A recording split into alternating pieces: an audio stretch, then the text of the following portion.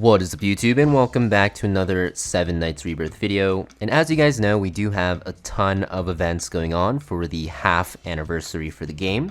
And with those events, we have one of the best additions to the game, and that is going to be the Pet Wishlist Summon. So they did release a new banner. You actually have to get a new currency, which is available from relay passes. Also, it's available from a lot of events, and I think they gave away 100 for free.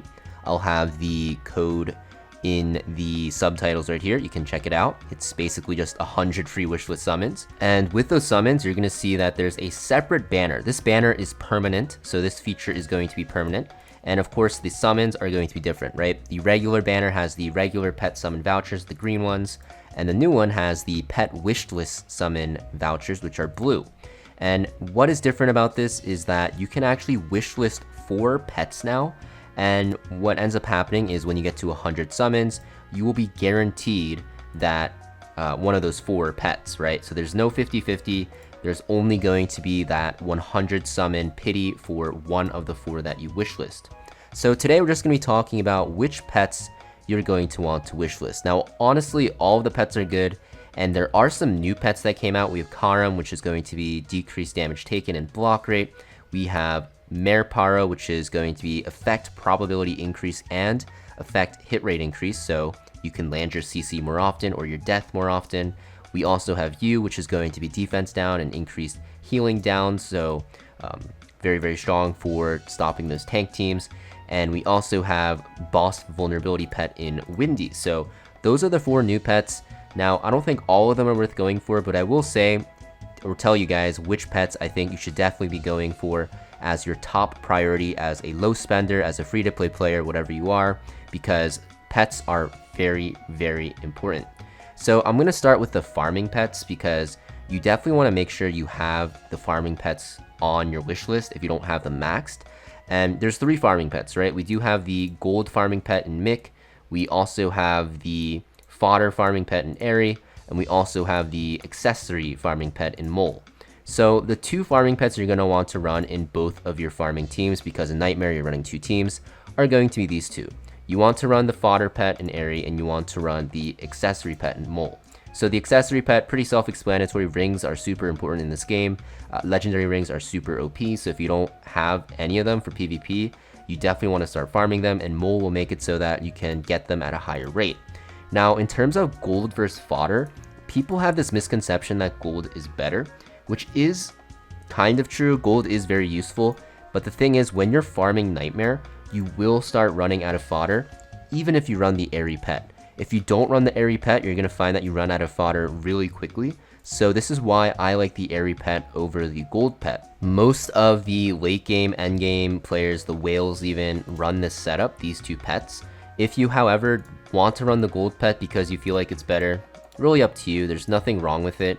But I do think that the fodder pet is definitely going to be, in the long run, the best option. But you can make the argument that we get so many of these fodder cards now with these events that you might not want to run it. But I do have so much gold that it doesn't really matter to me. So that is why I would recommend these 2 pets for sure. Now for the next 2 slots, there's going to be a lot of good options, including the new pets, right? So I'm going to personally say for just newer players, or I guess like people still progressing and, you know, still getting into PvP, these pets are still very good for PvP, is to go for Yunji and also to go for Aaron. Now this is going to be the physical pet and the magical pet, right? So both are very important because you're going to run both physical and magic teams for Guild Wars, for Total War, for progression, right? You can run a Kyle team, you can run a Mercure team. It really depends on the stages. So you definitely want these. Also, in the case that you're not strong enough to farm, like, you know, Nightmare stages that are harder, then you can always just slot in one of these pets with the accessory pet on like your TO team, and it works. So definitely want to make sure you prioritize these 2. I think this setup, these 4, are going to be the best ones to wishlist as a free-to-play, low-spender player, even a whale if you don't have all of these online, because these are just like the most universal pets.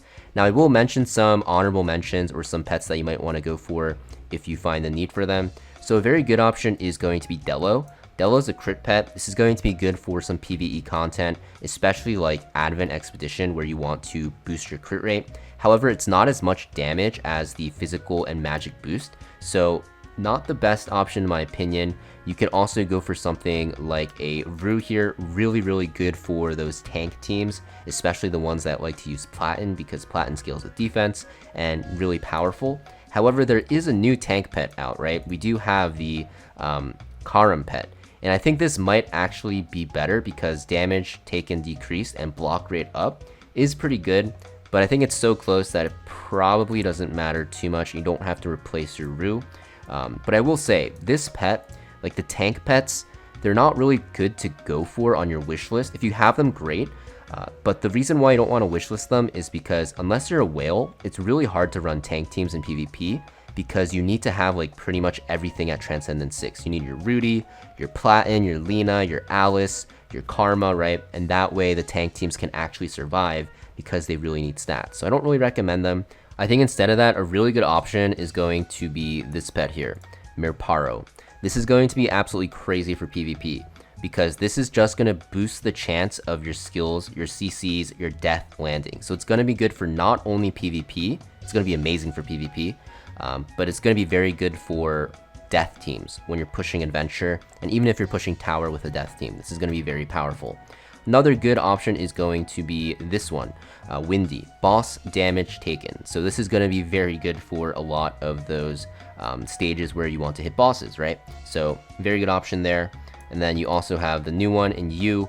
I don't really think this is ever worth going for. Defense down is nice, incoming healing reduction is nice as well against those tank teams. But in Arena, you don't know who you're fighting a lot of the time, so this is mostly going to be for Guild Wars only, right?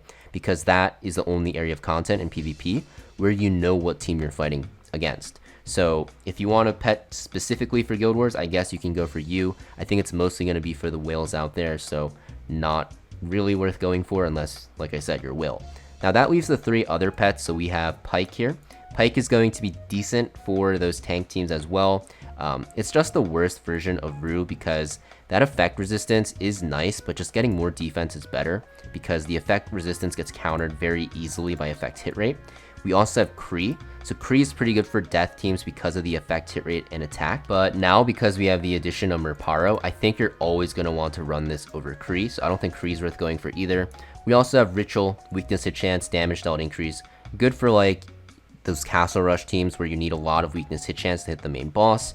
But outside of that, I don't really think it's the best option. This one feels a little bit weak just because, you know, the weakness hit chance is pretty hard to utilize. Kind of similar to the crit rate from Delo. So yeah, that's pretty much it for the wish list. I know I talked about it very awkwardly in a way, but this 4 here, this is what you want to go for. And if you have like one of these maxed out already, you can always replace it for some of the other ones that I mentioned. For example, Mirparo, absolutely broken for death teams. Even something like a Windy if you want to do more damage to bosses. If you're running like a tank team, this one can be good in Karam or even Rue, but the tank teams do require a lot of investment, so I think these 4 are going to be the safest bet. And like I said earlier, you can swap out Airy for Mick if you want the gold pet instead, but I would say the fodder pet is just better in the long run because I don't really run out of gold anymore, but I still run out of fodder. So yeah, thank you for watching, guys. Make sure you guys hit that like and subscribe if this helps you guys out. And I wish you guys the best luck in your summons, and I will see you guys next video.